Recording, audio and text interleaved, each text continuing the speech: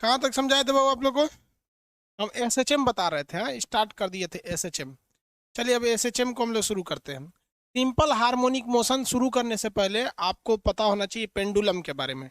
Pendulum के बारे में, तो पेंडुलम के बारे यानी लोलक। पेंडुलम मतलब लोलक, हिंदी में क्या कहते हैं, लोलक। कई ठोको ना इसमें बकलोल का साउंड आता है, बहुत खुश हो जाता है, तो लोलक सुन के बकलोल उन सबको लगता है। पेंडुलम, पेंडुलम क्या होता है भाई, ये हम आपको समझा दिए थे। जिस जगह से इसे बांधा जाता है इस जगह को कहते हैं सस्पेंशन पॉइंट, निलंबन बिंदु। और किसी वस्तु को जब लटकाया जाता है, इस वस्तु का जो ऑब्जेक्ट है, इस ऑब्जेक्ट का जो सेंटर पॉइंट होता है, gravity of centre of gravity होता है, यहां से इस सस्पेंशन पॉइंट के बीच की लंबाई को हम इफेक्टिव लेंथ यानी प्रभावी लंबाई कहते हैं। कभी भी लंबाई को लेना होता है तो रस्सी की लंबाई प्लस ऑब्जेक्ट का सेंटर ऑफ मास लिया जाता है। ये ऑब्जेक्ट है, कोई भी वस्तु है, इसका सेंटर ऑफ क्या किया जाता है, मास लिया जाता है। याद रखिएगा, हमेशा इस पे क्वेश्चन आएगा। दूसरा टॉपिक इस पे आता है, इसे घुमाने वाले बल को क्या कहते हैं। इसे ऐसे ढकेलिएगा तो उधर जाएगा इधर आएगा, जैसे झूला क्या है, एक पेंडुलम है, तो उसे हम लोग रीस्ट्रोटिंग फोर्स या प्रत्यानयन बल कहते हैं। रीस्ट्रोटिंग फोर्स या प्रत्यानयन बल, प्रत्यानयन नयन प्रत्यानयन बल कहते हैं, रीस्ट्रोटिंग फोर्स। रीस्ट्रोटिंग फोर्स कहेगा पेंडुलम को घुमाने वाले फोर्स का नाम क्या होता है, तो ये होता है रीस्ट्रोटिंग फोर्स कहते हैं। प्रत्यानयन बल, कौन सा बल, प्रत्यानयन बल। याद रखते चलेंगे एक एक चीज को, प्रत्यानयन बल को निलंबन बिंदु से। अब इसमें एक चीज पूछता है कि त्वरण क्या चीज होता है, तो त्वरण जो होता है ना विस्थापन के समानुपाती होता है, लेकिन दिशा क्या होती है, विपरीत होती है। इसमें हमेशा पूछेगा कि ये किसी भी बल के लिए आपको एक्सेलरेशन चाहिए, एफ बराबर एम ए के लिए भाई मास तो है ही है, जैसे यहाँ एक बाल्टी लटकी है, और इसमें क्या है, त्वरण है। क्या है, त्वरण, एसिलरेशन है। यहाँ पर क्या चीज़ है भाई, एसिलरेशन है। तो एसिलरेशन इसमें होता है, इसमें क्या होता है, त्वरण होता है। इसमें त्वरण होता है। त्वरण जितना ज़्यादा रहेगा विस्थापन उतना ज़्यादा रहेगा, उतने दूर पे जाएगा विस्थापन होगा। यानी जितना ज़्यादा एक्सेलरेशन रहेगा उतना ज़्यादा विस्थापन होगा। विस्थापन मतलब थोड़ा सा दूर जाना। तो एसएचएम में त्वरण किसके समानुपाती होता है, विस्थापन के समानुपाती होता है। विस्थापन के समानुपाती क्या हो जाता है, त्वरण हो जाता है। किसी को कोई दिक्कत नहीं यहाँ पर?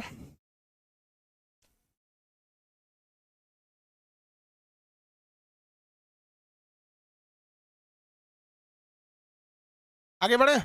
यहाँ पर एक चीज बस इसमें पूछता है कि विस्थापन और त्वरण दोनों समानुपाती होते हैं। मतलब कहने का सेंस क्या है, जितना ज्यादा आप त्वरण लगाएंगे, जितना ज्यादा आप क्या लगाएंगे, त्वरण लगाएंगे, उतना ज्यादा विस्थापन होगा। कमेंट धीमे कीजिए भाई, फिजिक्स का टॉपिक है ना, समझेंगे नहीं तो फिर कमेंट करते रह जाएंगे, नहीं समझ में आएगा। यहाँ फिजिक्स में आप कोशिश करिए लास्ट में जो प्रॉब्लम है वो पूछ लीजिए। यहाँ पर बीच बीच में करते रहेंगे ना, समझ में नहीं आएगा फिर। देखिए, विस्थापन त्वरण के समानुपाती का मतलब क्या होता है, acceleration is directly proportional to displacement. मतलब जितना ज्यादा आप त्वरण लगाएंगे ना उतना ज्यादा विस्थापन होगा। लेकिन दोनों का डायरेक्शन क्या होता है, अलग होता है।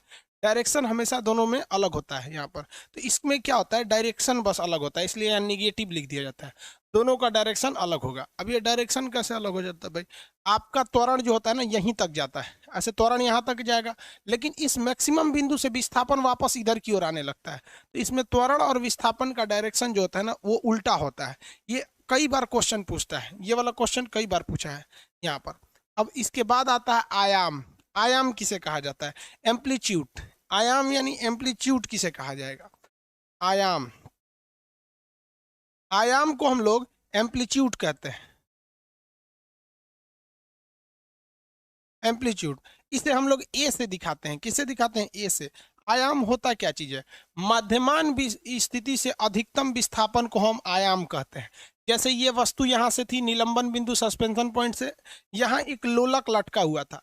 जब आप इसे मैक्सिमम डायरेक्शन पे फेंक देंगे ना, मैक्सिमम दूरी पर, तो इसकी मैक्सिमम डिस्टेंस को हम क्या कहते हैं, आयाम कहते हैं। माध्यमान स्थिति से अधिकतम विस्थापन को आयाम कहा जाता है, इससे ज्यादा नहीं जा सकता है। और अगर ज्यादा चला गया तो वही आयाम हो जाएगा। मतलब किसी झूले को या किसी पेंडुलम को अगर आप फेंकते हैं तो मैक्सिमम वो कितना दूर जाता है, इसी को हम लोग क्या कहते हैं, एम्पलीट्यूड यानी आयाम ए से दिखाते हैं। आयाम यानी ए से दिखाते हैं। अब डोलन किसे कहते हैं, चौथा चीज, पांचवा आता है इसमें, डोलन। डोलन यानी एक इसे ऑसिलेशन, ऑसिलेशन कहा जाता है। ऑसिलेशन यानी डोलन किसे कहते हैं? एक कंपन, डोलन को ही कहते हैं, कंपन कहते हैं। आप इसे कंपन भी कह सकते हैं, कंपन, डोलन या कंपन कहते हैं। किसी को कोई दिक्कत नहीं?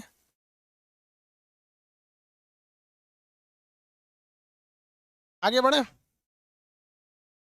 डोलन या कंपन कहते हैं। एक आदमी कह रहे हैं सर बायोलॉजी में रिकॉर्डेड नहीं दीजिए। बाबू जब तक बायोलॉजी चल रहा है ना, उसमें मेरे ख्याल से 2 या 3 क्लास ही रिकॉर्डेड हुआ होगा, बाकी कोई क्लास रिकॉर्डेड नहीं है। तो 100% में 1-2% रिकॉर्डेड हो जाता है तो क्या दिक्कत रह जाता है?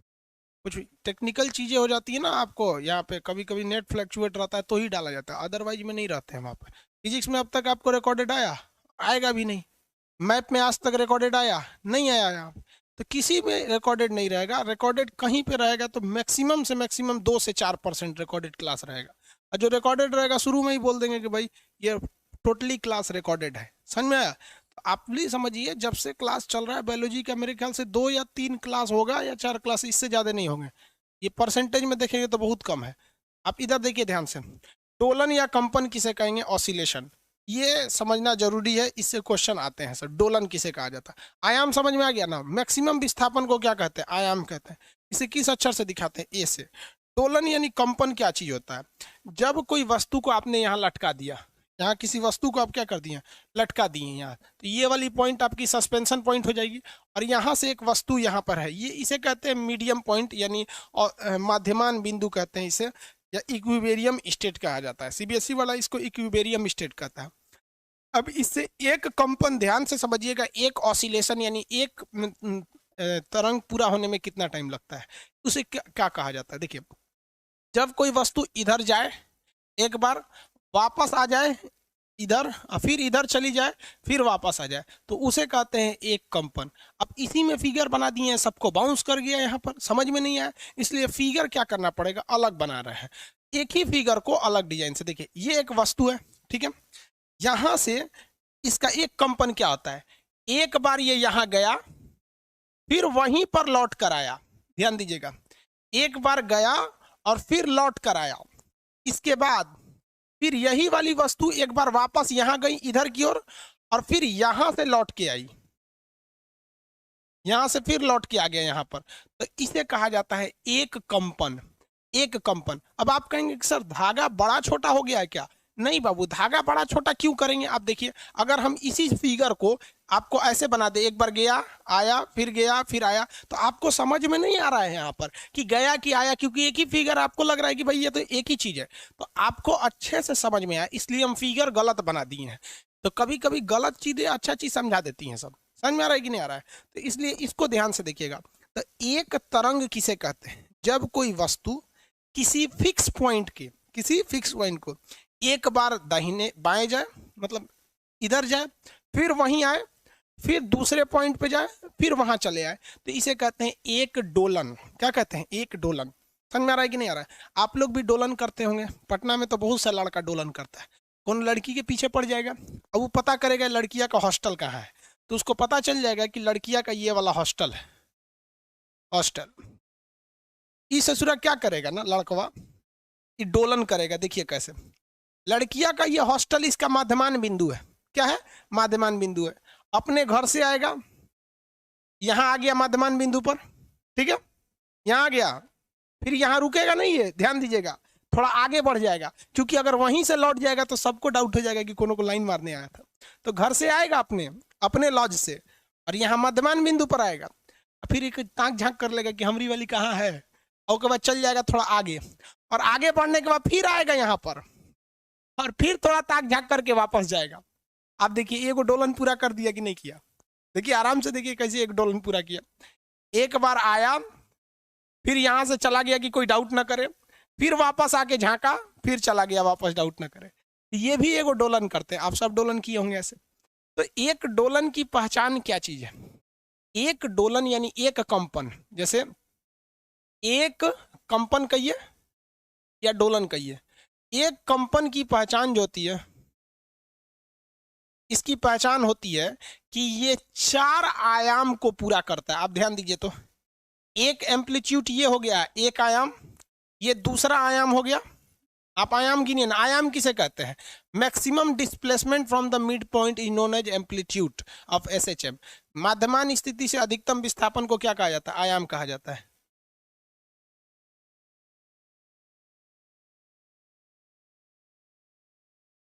हो गया?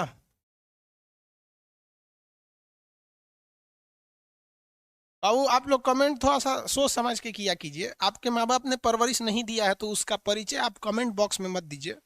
हो सकता है कि आप अपने माँ बाप के ही ना हो, ये सोचकर आपके माँ बाप ने परवरिश न दिया हो। कभी कभी ऐसा भी होता है, क्योंकि माँ बाप अपने खुद के बच्चे को बहुत अच्छा संस्कार देते हैं कि मेरा बेटा है आगे जाएगा, यहाँ पर उल्टा सीधा ना बोले, गाली गलौज ना करे। लेकिन कभी कभी माँ बाप को डाउट हो जाता है कि हमारा नहीं है पड़ोसी का है, तो उसको संस्कार नहीं देते हैं। तो ऐसे लड़के प्लीज आप कमेंट बॉक्स में अपने पड़ोसी होने का मतलब परिचय न दे। समझ में आ गया कि नहीं आ गया? क्या बोलेंगे भाई? अब जेन्युइन बात है, जैसे मान लो हमारा लड़का रहेगा, हम तो उसको सोचेंगे ना कि इसे संस्कारी बने, किसी को गाली गलौज ना बोले, अच्छे से बात करे। लेकिन अगर हमरा डाउट हो जाएगी कि हमरा ना ही पड़ोसी का है, तो हम ओकरा संस्कार देंगे? बात तो कहते देखना नहीं चाहेंगे। यही हो जाता है कुछ लड़कों के साथ जो समाज में गाली देते फिरते हैं या उल्टा सीधा काम करते रहते हैं। फिजिक्स के बैच में सोशियोलॉजी का है सिखाता है यहाँ पे। ऐसे बच्चों से दूर रहिएगा। समझ आ कि नहीं? अगर आपको कोई गाली गलौज कर रहा है, असंस्कारी काम कर रहा है, तो समझिएगा वो किसका है। चुट्टा कहीं का। क्या देखो, एक आयाम इधर हो गया, मध्यमान स्थिति से अधिकतम विस्थापन को आयाम कहते हैं। एक आयाम ये हो गया, वापस लौट के मध्यमान में आया तो ये दूसरा आयाम हो गया, और ये तीसरा आयाम हो गया। कितना आयाम हो गया? तीसरा आयाम हो गया, और ये चौथा आयाम हो गया। तो अगर हम आपसे कह देते हैं कि एक कंपन कितना होता है, तो एक कंपन बराबर होता है 4 गुणे आयाम, 4 गुणे एम्पलीट्यूड। यही फॉर्मूला हो जाता है, याद रखिएगा, इस पे क्वेश्चन पूछा हुआ है। एक आयाम बराबर कितना होता है? 4। लेकिन अगर इसी अच्छा सा फिगर बना देंगे सही में, तो समझे में नहीं आएगा चारों है, तो ये भी एक कंपन, वही वाला फिगर। हालांकि फिगर यही सही है, ये वाला फिगर गलत है, क्योंकि वो अपना पाथ चेंज थोड़ी करेगा, उसी पाथ पर घूमता है, क्योंकि रस्सी बड़ी छोटी थोड़ी हो रही है। लेकिन इससे आपको समझ में नहीं आएगा, इसलिए कभी कभी डुप्लीकेट चीज अच्छा से साथ दे देती है। समझ में आ रहा कि नहीं आ रहा? किसी को कोई दिक्कत? किसी को कोई दिक्कत बाबू?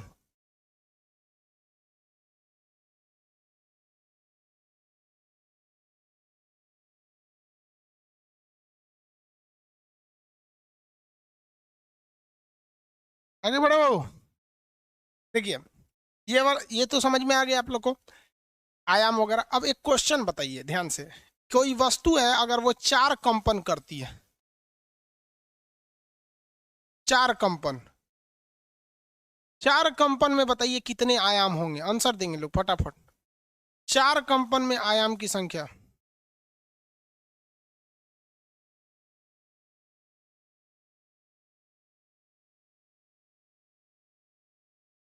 Very good, 16। एक कैसे बोल रहे हो बाबू? आप बोल दिए तो गलती से, हमको लगता है एक लिख 6 लिखने से पहले ही भेज दिया। सोचा ना कि मेरा आंसर सबसे पहले पहुंचना चाहिए, तो 16 की जगह 1 के लिख के भेज दिया, उसके बाद पिछवा लिख के भेज रहा है 1। ए भाई, इतना भी जल्दी मत करो लोग।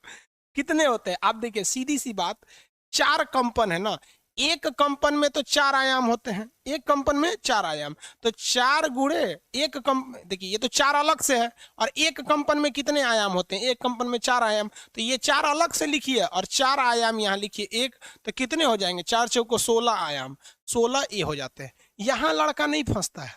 लड़का फंसता कहाँ पर है वो देखिए, क्योंकि रेलवे को भी पता है एग्जाम लेने वाले को कि आप क्या पढ़ के आए हैं, तो थोड़ा सा ट्विस्ट कर देता है, क्वेश्चन ट्विस्ट करके हम आपको दे देते हैं। लिखिए, ये तो 4 आयाम तो आप निकाल सकते हैं। एक क्वेश्चन देखिए ध्यान से, इसको बनाएंगे लोग, आप समझ जाएंगे। एक कंपन का आयाम, किसका? एक ऑसिलेशन यानी कंपन का आयाम, एक कंपन का आयाम, हम देखिए आयाम की वैल्यू दे रहे हैं, 3 मीटर है।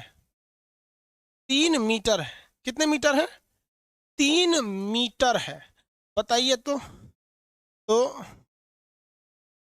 5 कंपन में कुल दूरी,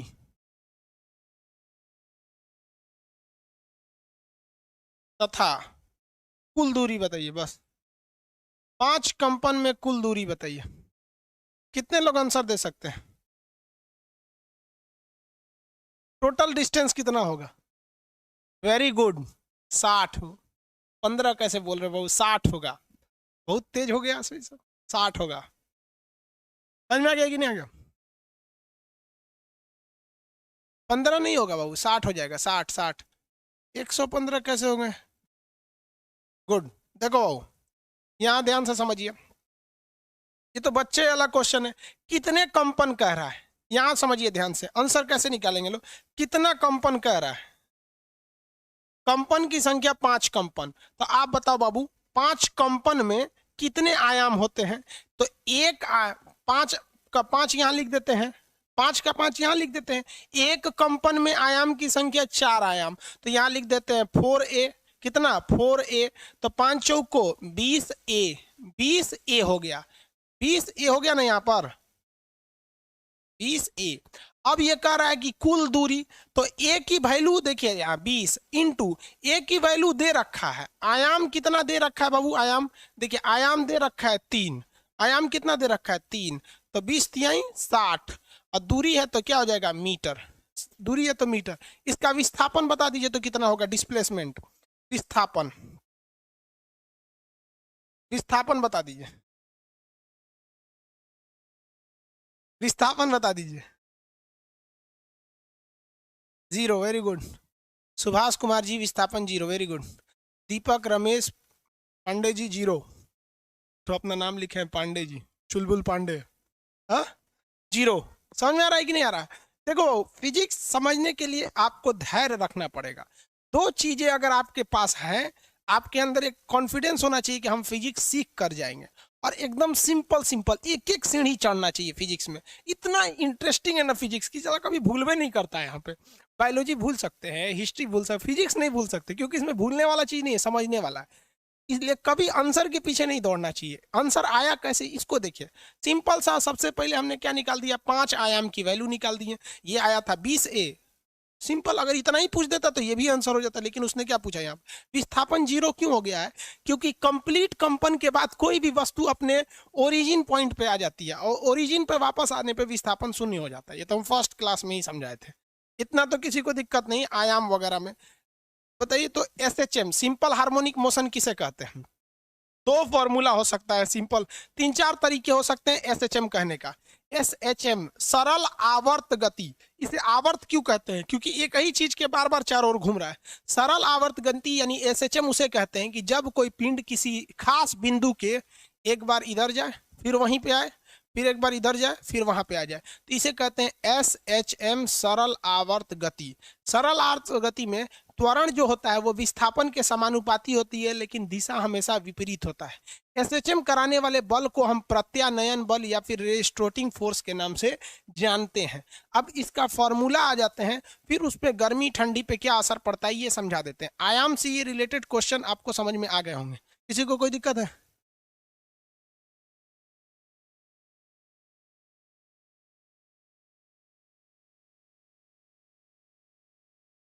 हो गया हो?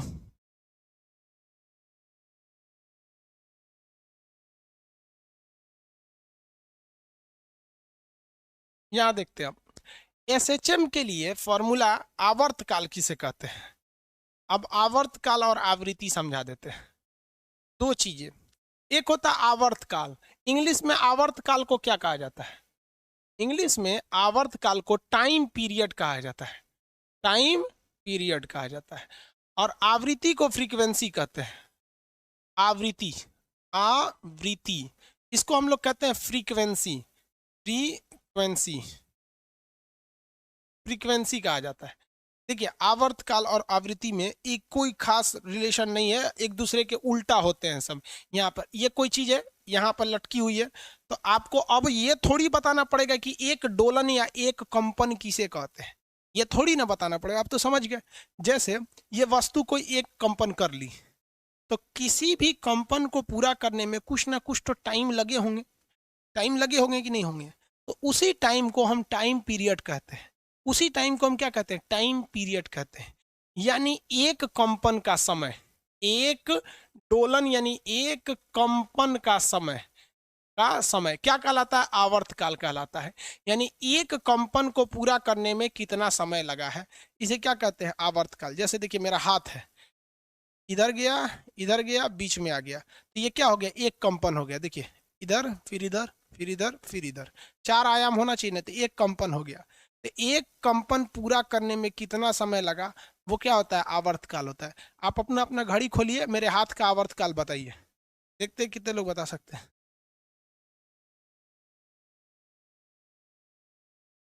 हो गया। एसएचएम का काम क्या होता है, कुछ काम नहीं होता है, ये एक तरह का गति है। काम क्या होता है, पेंडुलम नीचवा लटका लेते हैं, घड़ी के नीचे पेंडुलम लटका लेते हैं, तो दिखने में अच्छा लगता है। झूला एसएचएम है, आपको मजा दे देता है।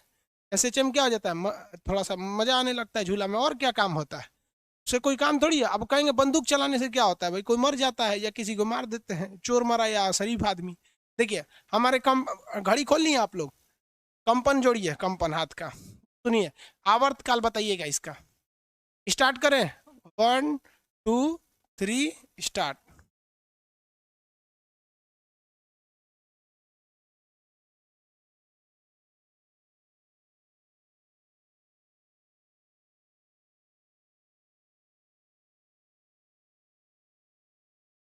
बताइए कितना सेकंड था, कितना सेकंड था, अप्रोक्स 2 सेकंड, गलत, 60 सेकंड कौन बोल रहा है बेवकूफ, 14 second, 6 second, very good, 6 second, very good, 5 second जिनका आ रहा है वो भी सही है। लोग बकलोल जो है सब ना 14 सेकंड 15 सेकंड बोल रहा है सर, ये सब रेलवे के साइकोलॉजी के एग्जाम में फेल होके आएंगे सब, साइको के एग्जाम में। देखिए बाबू, साइको का एग्जाम में सबसे खराबी क्या होती है, टाइम मैनेजमेंट। क्या होता है टाइम मैनेजमेंट, देखिए आपको टाइम मैनेज करने नहीं आता, आप 1 सेकंड को बहुत कम मानते हैं, जबकि 1 सेकंड एक बहुत बड़ा टाइम है। 1 सेकंड को समझने की 2 तरीके होते हैं, देखिए 2 तरीके। पहला है कि आप 1001 बोलिए, या फिर 1 से लेके 10 तक काउंटिंग खटाखट कर दीजिए, ये 2 तरीके होते हैं 1 सेकंड का। समझिए यहाँ पर कैसे हम कहते हैं 1 सेकंड, तो उसको कितना आराम से बोलिए, 1001, ये होता है 1 सेकंड। हम आपसे कहते हैं 6 सेकंड, तो हम आपसे कहेंगे देखिए 6 सेकंड, 6 सेकंड में हाथ उठाइए तो खटाक से उठा देगा, हो गया। ऐसे नहीं होता भाई, 6 सेकंड कितना लंबा होता है, देखिए 1001, 1002, 1003, 1004, 1005, 1006, इतना लंबा होता है 6 सेकंड। और यही लड़के साइको के एग्जाम में फेल होके आते हैं, वो इतने समय को इतना छोटा मान लेते हैं, टाइमिंग बहुत बड़ा है, आप प्रैक्टिकल करके देख लीजिएगा। आपसे हम कहते हैं 10 सेकंड, तो लड़कों से आप बस कहेंगे ना 10 सेकंड में हाथ उठाइएगा, तो लड़का 4 सेकंड में हाथ उठा देता है, उसको लगता है 10 सेकंड हो गया। इतना बहुत लंबा टाइम होता है 10 सेकंड, देखिए ना 1000, अरे लंबा कितना, 10 सेकंड लंबा होता है कि ऐसे अंदाजा लगाओ ना, यूट्यूब पर 5 सेकंड का प्रचार आता है, उसी में लड़का पगलाने लगता है, अरे प्रचार डाल दिए सब, प्रचार डाल दिए सब। अरे भाई आप देखिए, मुश्किल से हम आपको बताते हैं ना, आप किसी भी यूट्यूबर का, आप 20 मिनट का अगर आप वीडियो देखते हैं ना, किसी का भी 20 मिनट का, तो उसमें मुश्किल से 20 सेकंड का प्रचार आता है। अरे 4 5 गो प्रचार आएगा, और कौन आता है, एगो वीडियो में 4 गो आता है, 4 गो छोड़िए, मान के चलिए कि 5 गो आता है, 6 गो आता है, तो 5 सेकंड का होता है 30 सेकंड। लड़का सबको देखिए, उस यूट्यूब वाले का 20 मिनट का मेहनत नहीं दिखता है, लेकिन उसको 30 सेकंड बर्दाश्त नहीं होता है, 30 सेकंड। अब कितना बड़ा होता है 30 सेकंड, कि अगर किसी के वीडियो में 30 सेकंड का प्रचार आ गया, तो कंफर्म आप उस वीडियो बनाने वाले को गरियाएंगे जरूर, जबकि वो प्रचार लंबा होगा कि छोटा होगा, वो बेचारा यूट्यूबर को पता ही नहीं है। वो सारा कंट्रोल करता है, यूट्यूब कंट्रोल करता है, कितना प्रचार आएगा, कितने सेकंड का आएगा, ये सारा डिसाइड वही करता है। बस वो पूछ लेता है हम लोगों से कि इसमें प्रचार डालना है या नहीं, हम लोग कह देते हैं हाँ प्रचार डालना है, और ससुरा कोनो कोनो में डलवे नहीं करता। आप भी मेरे भी वीडियोस देखे होंगे, किसी किसी में आता ही नहीं है, किसी किसी में 3 4 ठो आ जाता है, तो अब समझ में आया कितना लंबा समय होता है। तो पहला तरीका ये हो गया आपको 1000। दूसरा, अगर आपको 1 सेकंड गिनना है ना, तो बहुत ही तेज से 1 से लेकर 10 तक गिनिए, 1 2 3 4 5 6 7 8 9 10, ये होता है 1 सेकंड। अब 60 सेकंड गिनना है, तो लगातार गिनते जाइए, 1 2 3 4 5 6 7 8 9 10 11 12 13 14 15 16 17 18 19 20 21 22 23 24 25 26 27 28 29 ऐसे गिनिएगा तो अब 6 सेकंड होता है, बड़ी लंबा टाइम होता है। तो ये खराब मेथड है, यही अच्छा मेथड है, आराम आराम से सुस्ता के गिनिए। 1 सेकंड आ गया कि नहीं आ गया, किसी को दिक्कत?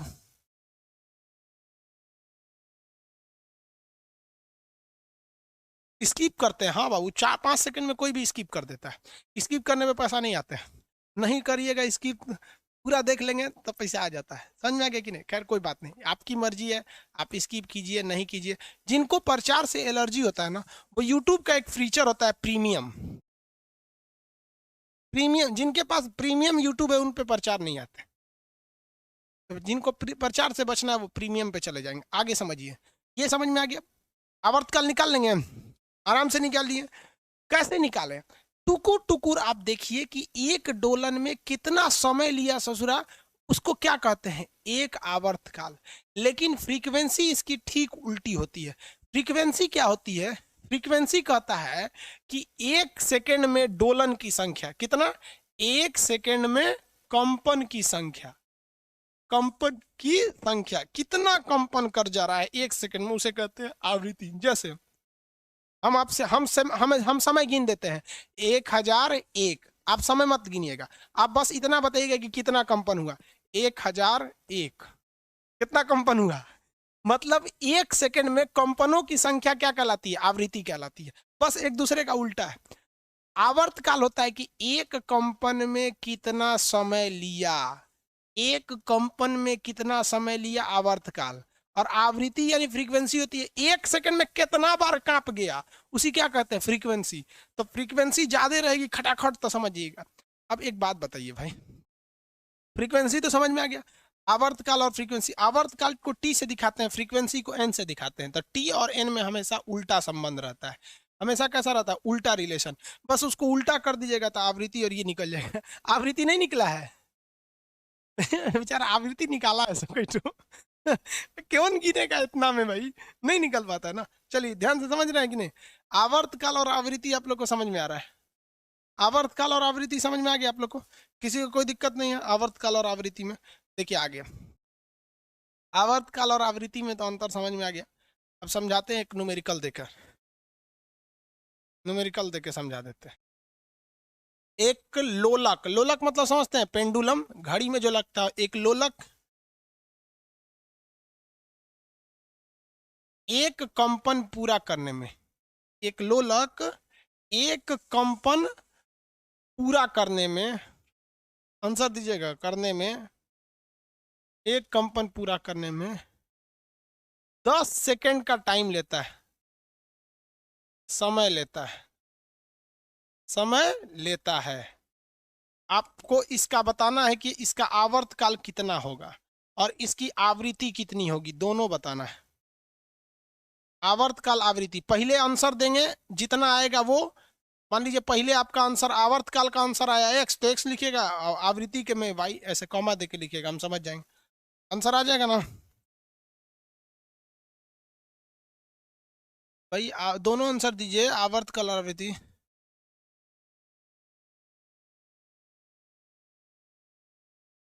1/10 40। ए भाई कौन दिमाग लगाते हो, 40 आ जाएगा। इसमें हम आयाम थोड़े पूछ रहे हैं, आयाम थोड़ी ना पूछ रहे हैं भाई। चलिए हाँ, 10 और 1/10। देखो भाई यहाँ देखिए, आवर्तकाल किसे कहते हैं? एक डोलन को पूरा होने में लगाए गए समय को हम आवर्तकाल कहते हैं। एक डोलन को पूरा होने में लगाए गए समय को आवर्त कहते हैं। तो एक लोलक है जो एक कंपन पूरा करता है 10 सेकंड में, तो बताइए दिया है। अब ये एक लोलक है, इसका कोई मतलब थोड़ी है, कोनो काम का नहीं है, खाली क्वेश्चन बड़ा करने के लिए दिया है। एक कंपन पूरा करने में 10 सेकंड लगाता है और एक कंपन के समय को ही क्या कहते हैं? आवर्तकाल। तो इसका आवर्तकाल तो निकल गया, सिंपली 10 सेकंड निकल गया। अब जब कभी भी आवर्तकाल निकालना है तो आवृत्ति निकालना है तो उल्टा कर दीजिए, 1/10 कर दीजिए, जिसका वैल्यू आ जाएगा 0.1। 0.1 आया, 1/10 आया, कुछ भी कीजिए। इसका आवृत्ति हर्ट्ज में होता है, किसमें होता है? हर्ट्ज में। आवृत्ति का मात्रक जो होता है हर्ट्ज होता है। चलिए सही है। एक आदमी बोल रहे हैं सिकंदर कुमार, इंटरनेट की खुली छूट पर वीडियो बनाइए। अरे भाई साहब, खुली छूट पर हो गया, इतना तो समझ में आ गया, आवर्तकाल और आवृत्ति में कोई अंतर नहीं। 1 सेकंड में डोलनों की संख्या, 1 सेकंड में डोलनों की संख्या क्या कहलाती है? आवृत्ति। और एक डोलन को पूरा होने में लगाया गया समय आवर्तकाल का, आवर्तकाल और आवृत्ति में अंतर समझ में आ गया आप लोग को? आगे देखिए अगला, आवर्तकाल के लिए एक फॉर्मूला होता है। आवर्तकाल का एक फॉर्मूला होता है T बराबर 2 pi under root L by g, 2 pi under root L by g. ठीक है, अब यहां आप बताइए कि ये आवर्तकाल किस चीज पर डिपेंड कर रहा है। अब आप कैसे डिपेंड करता है ये फॉर्मूला समझना, समझिए। अब कमेंट वमेंट बंद कर दीजिए, अब समझिए यहाँ ध्यान से। यूपीएससी के लिए वीडियो प्लीज, यूपीएससी के लिए वीडियो पहले क्लास करिए, समझ में आ गया, उसके बाद यूपीएससी के लिए बता देंगे। जितने लड़कों को सिलेबस कंप्लीट करने की धुन नहीं रहती है, केवल यूपीएससी की धुन रहती है, तो फिर यूपीएससी निकलना बहुत मुश्किल हो जाता है। सिलेबस देखिए, आप फिजिक्स आप अच्छे से पढ़ रहे हैं, सपोज कीजिए आपको सारा सब्जेक्ट अच्छे से पढ़ लिए हैं, लेकिन आपको यूपीएससी का सिलेबस नहीं पता है, लेकिन सब चीज़ नॉलेज है, एग्जाम में बैठिएगा तो क्या नहीं बना दीजिएगा? बना देंगे। सिलेबस पता है, नॉलेज नहीं है तो क्या करेंगे? देखिए, आप दो की वैल्यू कभी भी बदल नहीं सकते हैं, दो हमेशा दो ही रहेगा। चाहे चंद्रमा पे चल जाइएगा और कहिएगा 2 लड्डू दीजिए तो 4 थोड़े दे देगा। पाकिस्तान में जाके कहिएगा हमको 2 पीस लड्डू चाहिए तो 2 देगा। चाइना में चल जाएंगे तो 2 देगा। तो ये दो जो वैल्यू है वो कांस्टेंट है, कभी बदल नहीं सकती है। पाई, पाई की भी वैल्यू जो होती है 22/7 होती है, इसको अगर सॉल्व करते हैं तो 3.14 आ जाता है। कितना आ जाता है? 3.14। ये भी कभी बदल नहीं सकता है। चंद्रमा पे भी जाएंगे तो पाई की वैल्यू 3.14 लेना पड़ेगा, अमेरिका में भी वही लेना पड़ेगा और हर जगह वही लेना पड़ेगा। तो ये दो चीजें कभी चेंज नहीं हो सकती हैं। जो चेंज होती हैं वही वैल्यू पे असर डालती हैं। ग्रेविटेशन पूरा बता दिए हैं, जी की वैल्यू चेंज हो जाती है तो जी इस पर असर डाल देगा, लेकिन पाई तो डालेगा नहीं। लंबाई भी चेंज हो जाती है, लोहे की लंबाई गर्मी के दिन में बढ़ जाती है, ठंडी के दिन में घट जाती है, लंबाई भी बढ़ घट सकती है सब। लेकिन कभी भी ऐसा थोड़ी, किसी एग्जाम में लंबाई कभी 10 मीटर दे सकता है, कभी लंबाई 5 मीटर दे सकता है। तो लंबाई कभी भी चेंज हो सकती है, कभी देगा कि 2 सेंटीमीटर, कभी 10 सेंटीमीटर, कभी 20 सेंटीमीटर। जी की वैल्यू भी बढ़ सकती है, कभी 9.8 हो सकता है, कभी 10 हो सकता है, ऊंचाई पे बढ़ जाएगा, घट जाएगा। क्या पाई की वैल्यू कभी घटेगी? कभी सुने आधा पाई? कभी नहीं होगा। ऐसे आधा पाई होता है, पाई जब भी आएगा तो पूरा आएगा। आधा पाई, 4 पाई, घटिया, ये सब नहीं होता है। तो टाइम पीरियड की जो वैल्यू होती है वो डायरेक्टली प्रोपोर्शनल होती है दो ही चीज पर। इसका एक सीधा रिलेशन होता है लंबाई के साथ, और उल्टा रिलेशन होता है इसके साथ, गुरुत्वाकर्षण के साथ। तो पहले हम ये रिलेशन लंबाई के साथ कंप्लीट कर देते हैं कि लंबाई बढ़ाने से क्या होता है, घटाने से क्या होता है। और लंबाई दो तरह से बढ़ती है, या तो ये परसेंटेज में बढ़ेगा 10%, 5%, या तो गुना में बढ़ेगा 4 गुना, 5 गुना। इस पे क्या पड़ता है? फिर गर्मी में लंबाई, ठंडी में लंबाई। अरे चारे तरह से लंबाई बढ़ता घटता है रे बकलोलवा, यहाँ पे गर्मी ठंडी में। और झूला पे लंबाई दो तरह से, लड़की झूल रही थी, बैठ गई, खड़ा हो गई, समझ आ रहा है कि नहीं आ रहा है? यही सब पे क्वेश्चन पूछता है। तो पहले हम लंबाई पे फरिया देते हैं। स्टार्ट किया जाए? स्टार्ट। पहले किस पे फरियाया जाता है? लंबाई पे। क्यों? क्योंकि सीधा सीधा है, पहले बढ़िया बढ़िया चीज निपटा देते हैं हम, बाद में टेंशन वाला लेगा। फिजिक्स बड़ी सिंपल है, देख बबुआ, सबसे पहले हम डिपेंड करते हैं लंबाई पर असर। किस पर? लंबाई पर। देखो भाई, पहला क्वेश्चन, लंबाई से संबंध कैसा होता है? तो अनुक्रमानुपाती।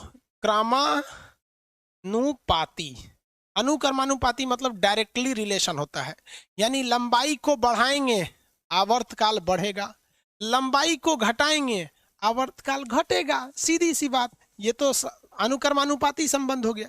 अब होता है कि कितना लंबाई बढ़ा है। देखिए, अगर लंबाई में आप n गुना वृद्धि करेंगे, कितना गुना? n गुना। किस में? लंबाई में।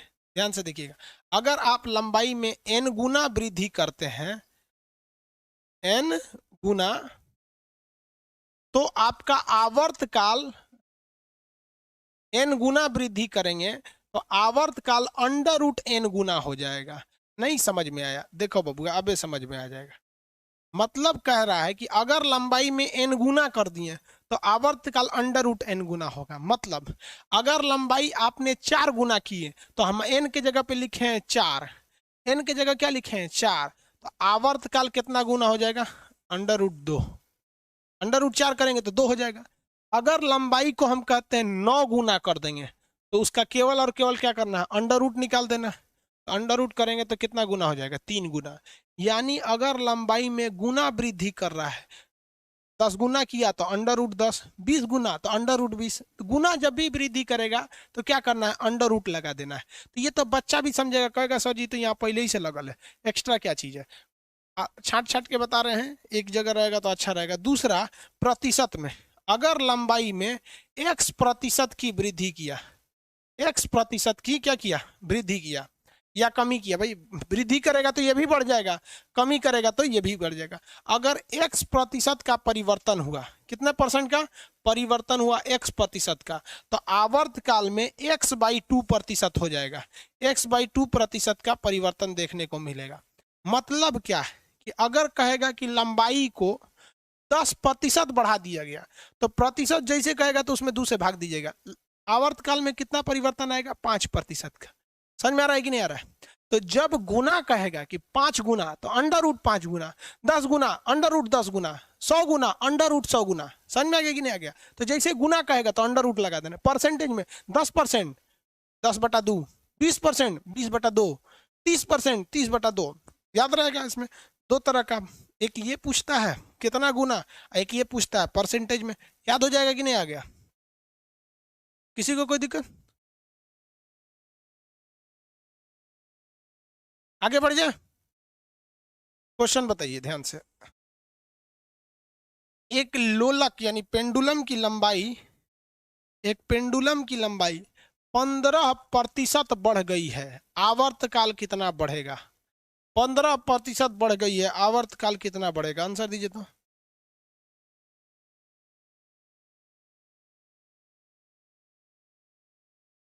साढ़े 7%, वेरी गुड। 7.5%, 15/2, एगो हमरे लिए छोड़ दिया है। 15/2, 7.5%। कितना परसेंट, 7.5%। 49 गुना बढ़ गया है।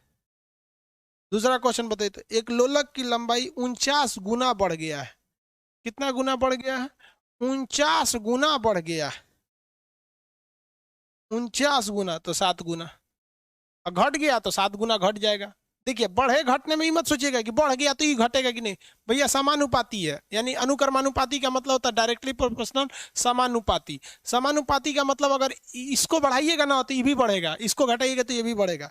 यानी अगर ये इसको 100 गुना कर दिए, 100 गुना बढ़ा दिए तो ये 10 गुना बढ़ेगा। यहाँ पर ये दोनों में रिलेशन समझ में आ गया, किसी को कोई दिक्कत नहीं। आगे बढ़े।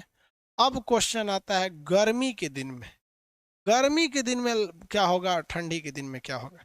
ये तो समझा दिए ना। चलिए, लंबाई वाला चीज हो गया। अब गर्मी के दिन को देख लेते हैं। गर्मी में तो पहला चीज होता है, गर्मी में कभी भी गर्मी में क्या होता है, लंबाई बढ़ जाती है। गर्मी के दिन में लंबाई बढ़ जाएगी। लंबाई क्या हो जाएगा, बढ़ जाता है। तो जब कभी भी लंबाई बढ़ेगा तो आवर्तकाल, आवर्तकाल क्या हो जाएगा, बढ़ जाएगा। आवर्तकाल बढ़ जाएगा। आवर्तकाल एक टाइम को दर्शाता है, ये कितना टाइम लिया है, इसलिए वो टाइमिंग ज्यादा लेगी, टाइम बढ़ जाएगा। और जब कोई चीज टाइम ज्यादा लेती है तो उसे कहा जाता है सुस्त घड़ी, सुस्त हो जाता है वह पेंडुलम, सुस्त हो जाता है। लड़का से पूछा जाएगा ये वाला चीजवा, ई वाला पूछा जाता है। गर्मी के दिन में हो सीबीएसई बोर्ड वाली जो घड़ियां होती है, जो पेंडुलम वाली घड़ी सब सीबीएसई बोर्ड वाला लगाता है सब। हिंदी मीडियम वाला तो गोल का लगा लेता है ऐसे इतना बड़ा वाला। तो बताइए, गर्मी के दिन में, किस दिन में, गर्मी के दिन में सीबीएसई बोर्ड वाली घड़ी क्या होती है, सीबीएसई बोर्ड वाली घड़ी। तो डायरेक्ट आंसर मानेंगे सुस्त या तेज, ऐसे नहीं होगा। स्टेप बाय स्टेप याद रखेंगे ना, बड़ा सिंपल से फिजिक्स याद हो जाता है। गर्मी के दिन में, यहाँ देखो फार्मूला पे, फिजिक्स की सबसे बड़ी कमजोरी फार्मूला। गर्मी के दिन में लंबाई बढ़ जाएगा, लंबाई बढ़ जाएगा तो आवर्तकाल बढ़ जाएगा। आवर्तकाल क्या होता है, समय, तो समय बढ़ जाएगा। यानी जो ज्यादा समय लेता है उसको हम लोग कोढ़िया कहते हैं। तो गर्मी के दिन में सीबीएसई बोर्ड वाली घड़ी कोढ़िया जाएगी, यानी सुस्त हो जाएगी। किसी को कोई दिक्कत है? हचाक से सोचिएगा कि आंसर दे दे, गर्मी के दिन में सुस्त हो जाएगी, तो हचाक से आंसर नहीं दे पाइएगा। समझ में आ गया कि नहीं? तो फिजिक्स में कभी भी क्वेश्चन आंसर को था के दिया जाता है, हचाक से नहीं दिया जाता है, नहीं तो गलती हो जाएगा हचाक से देंगे तो। अब दूसरा क्वेश्चन बनता है, ठंडी के दिन में कौन चीज हो? तो ठंडी के दिन में भी पूछेगा कि नहीं पूछेगा? आप बताइए मित्रों, पूछेगा कि नहीं पूछेगा? तो ठंडी के दिन में बताइए, ठंडी के दिन में लंबाई घट जाता है, किकुर के कोई चीज सिकुड़ जाता है। किकुर के मतलब समझते हैं? देखिए, तनी मनी सिकुड़ेगा तो ऐसे सिकुड़ गया, एकदम में ऐसे हो गया तो उसको बोलते हैं एकदम किकुर गया है। समझ में आ गया? तो सिकुड़ गया, किकुर गया, ऐठा गया, ये सब ना इंग्लिश के वर्ड है सब। जैसे कंपैरेटिव डिग्री, सुपरलेटिव डिग्री होता है ना आपका, positive degree, comparative degree, superlative degree, वैसे ही ये देहात का डिग्री है। सिकुड़ जाना, किकुर गया, ऐठा गया। समझ आ गया कि नहीं आ गया? गुड, बेटर, बेस्ट, वही सब ये भी होता है। ये भोजपुरी का ग्रामर है ये सब।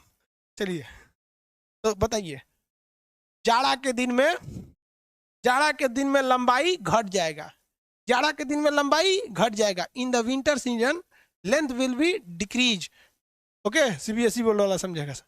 लंबाई घट जाएगा तो आवर्तकाल घट जाएगा। आवर्तकाल घटने का मतलब टाइम कम लेगा, और टाइम कम लेने का मतलब धकाधक भागेगा, तेज हो जाएगा। क्या हो जाएगा? धकाधक भागेगा, तेज हो जाएगा।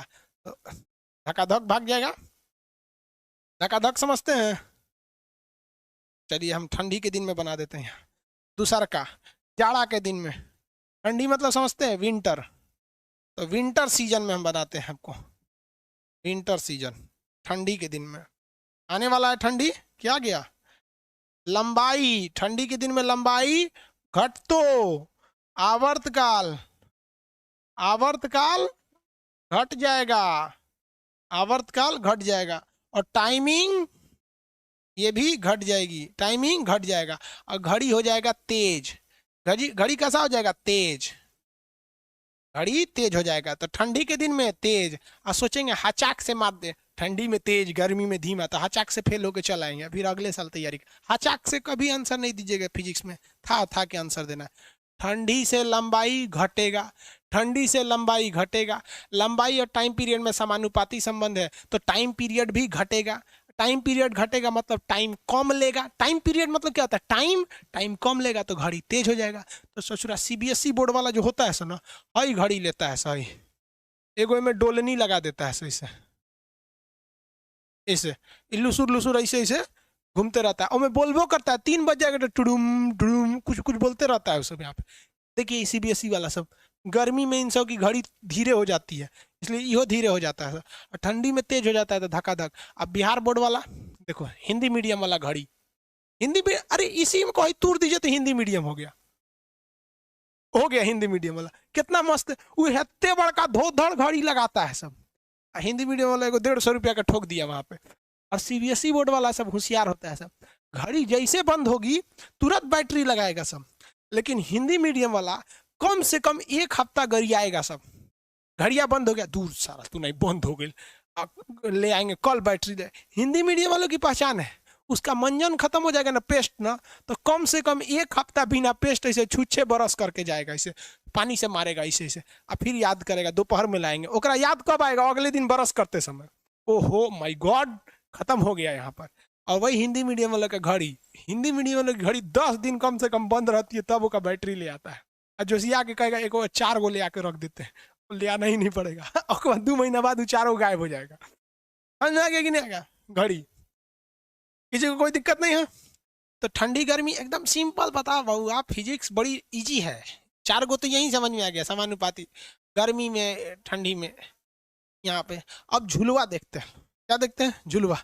सीबीएसई बोर्ड वाला मने मन गरियाता है सर।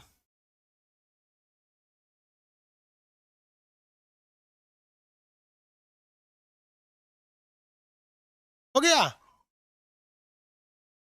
चलिए अब हम लोग देखते हैं लोग झूलवा पे। किस पे देखते हैं? झूला पर।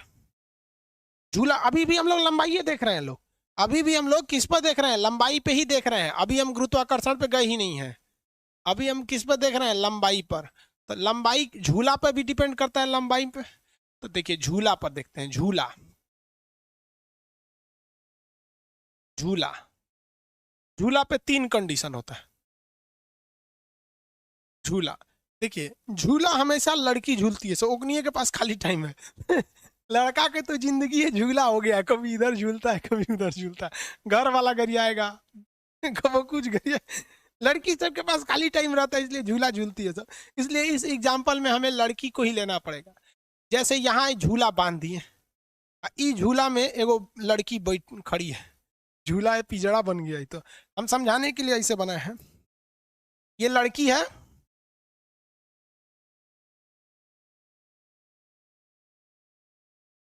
ये लड़की है, यहाँ पे झूला झूल रही है, ध्यान से देखिएगा।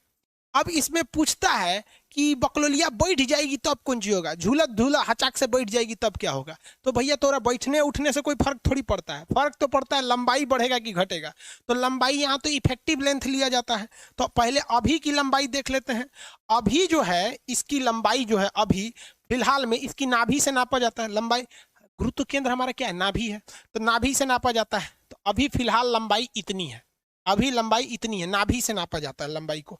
लेकिन जैसे ये बकलोलिया बैठेगी, जैसे बकलोलिया बैठेगी, तो ये बकलोलिया को बैठा देते हैं यहाँ पे, पैर फेंक रहे नीचे, हाँ पकड़ लेके ना तो गिर जाएगी। हाँ अब ये बकलोलिया बैठ गई, देखिए बकलोलिया क्या हो गई है, बैठ गई है। अब इसका नाभि चल गया है नीचे, बैठेंगे तो नाभि नीचे चल जाएगा कि नहीं, तो इसका नाभि आ गया है नीचे। अब बताओ बाबू लंबाई बढ़ा कि नहीं, तो पहले की तुलना में इसकी लंबाई बढ़ गई, लंबाई क्या हो गई, बढ़ गई। तो जैसे ही इसकी लंबाई क्या होगी, बैठने पर, पहले क्या थी खड़ा, अब हो गई बैठ, बैठ गई, बैठने से क्या हुआ भैया, लंबाई, पहले वाली लंबाई नीचे जाने के कारण लंबाई बढ़ गई। अरे गुरुत्व केंद्रवा का नभिया नीचे चल गया तो लंबाई बढ़ गया, और लंबाई बढ़ेगा तो आवर्तकाल, आवर्तकाल बढ़ जाएगा। आवर्तकाल का मतलब होता है टाइम, टाइम बढ़ जाएगा। और झूला क्या हो जाएगा, सुस्त, सुस्त यानी धीमा धीमा घूमेगा, सुस्त।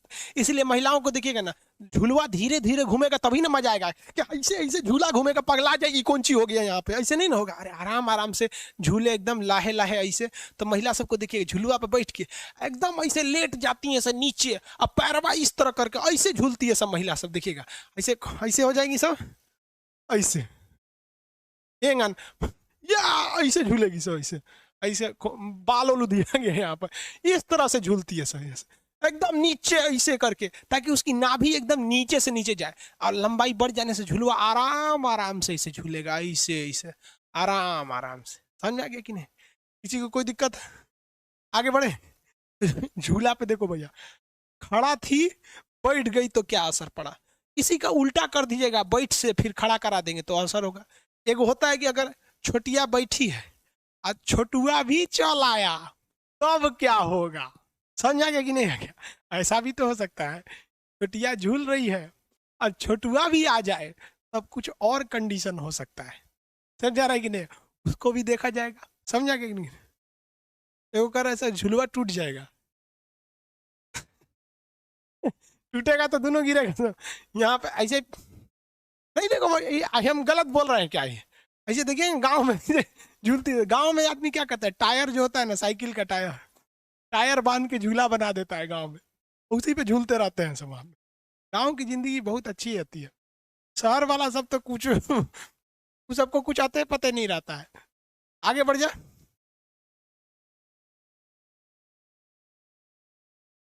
मास पर डिपेंड नहीं करता, नहीं बाबू, मास पर डिपेंड नहीं करता है।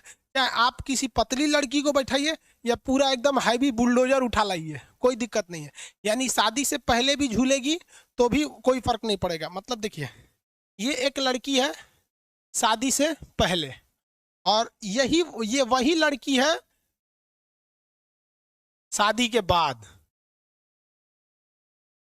तो शादी से पहले भी झूलेगी कोई दिक्कत नहीं, शादी होने के बाद भी झूलेगी कोई दिक्कत नहीं। बस थोड़ा सा चेंजिंग होता है, कहेगा कि क्षेत्रीय प्रसार क्या होता है, फिजिक्स में पढ़ाएंगे क्षेत्रीय प्रसार। जब क्षेत्रफल बढ़ जाता है तो शादी के बाद महिलाओं में क्या हो जाता है, क्षेत्रीय प्रसार हो जाता है। अच्छा ऐसे अजबे टाइप का मोटा जाती है सब जहां तहां से। तो उसके लिए फिजिकल एक्सरसाइज करना चाहिए। समझ में आ गया कि नहीं आ गया, मांस पर कोई असर नहीं पड़ता है, किसी को कोई दिक्कत नहीं। सब घुसियाती है सब लड़कियां सब, बेचारी ऑनलाइन में घुसिया के क्या करेगी सब। आगे बढ़े।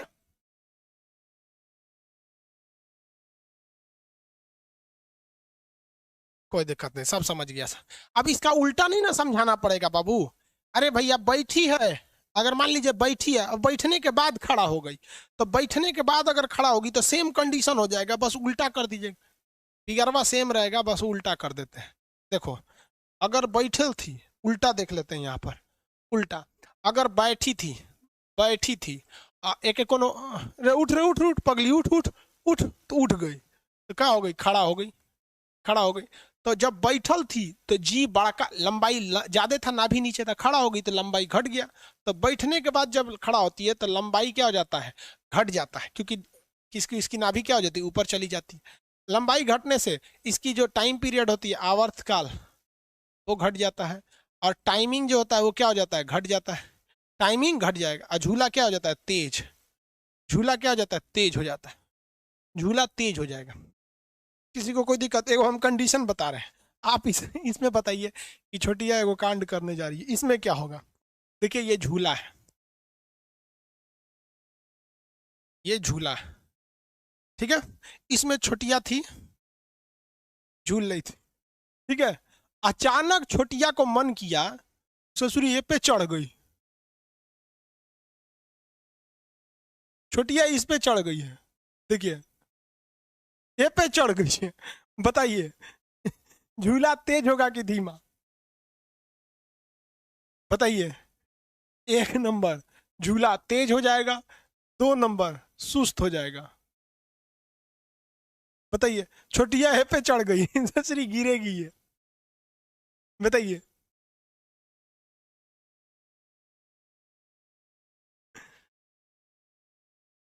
अरे भाई बताइए इसमें।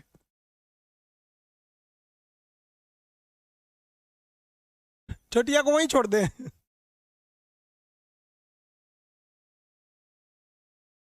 देखो भाई, जैसे छोटिया यहाँ गई तो पहले जो लंबाई इतनी बड़ी लंबाई थी, अब तो लंबाई बस इतना रह गया इसके नाभि से, तो छोटी लंबाई क्या हो गया, घट गया। लंबाई घटने से टाइम पीरियड घट जाएगा, और टाइम पीरियड घट जाएगा, घट जाने का मतलब क्या होता है, टाइमिंग घट जाना, और टाइमिंग घटने का मतलब क्या हो जाएगा, तेज हो जाएगा। क्या हो जाएगा, तेज। झूला तेज घूमेगा। अरे चढ़ जाएगी तो वही ऐसे ऐसे करेगी, झूलवा क्या करने लगे, तेज घूमेगा। पकलवा तेज बोल रहा है, एगो कह रहा है कि धीरा हो जाएगा। लोल कहीं के हम 75 बार बोले हैं ना, तो खींच के ऑनलाइन में एक तमाचा दे देंगे, समझ में आ जाएगा। बोले हैं कि एक के बार में आंसर लाएगा सब ना, तेज और धीमा, तो हुए रह जाएगा। आइंस्टीन के दामाद समझता है ऐसे खुद को, लोल कहीं का। 20 बार बोले, देख रहे हैं हम सॉल्व करके बताए हैं कि लंबाई घटेगा, फिर टाइम पीरियड घटेगा, जिस वजह से टाइम घटेगा तब तेज होगा। 4 स्टेप से जिनका नीचे आया उस वजह से फेल होके आएंगे लोग। चोट्टा कहीं का 20 बार चिल्ला चिल्ला गला फंस गया, कहता है कि धीरा हो जाएगा। 20 बार बोल रहे हैं कि चारों स्टेप लगना चाहिए। हम लोल हैं जो तो इतनापन है, लिख लिख के समझा रहे हैं, फिगर समझा रहे हैं। ज्यादा होशियार बनोगे ना फिजिक्स में तो कबो नौकरी ना होगा। फिजिक्स बहुत ही सिंपल है, लेकिन जो इसका स्टेप छोड़ा वो चल जाएगा तेल लेने, समझ गया। अब भाई हम तो टीचर है ना, हमको तो दिन रात काम है पढ़ाना, हम तो सीधे भी बना सकते हैं, हमारा गलत नहीं होगा, क्योंकि हमारा दिन रात काम यही है, पढ़ाना। लेकिन बाबू आप समझिए, एग्जाम में टाइमिंग एनफ दिया जाता है, कभी भी टाइमिंग की कोई कमी नहीं होती है। नेक्स्ट क्लास कल कर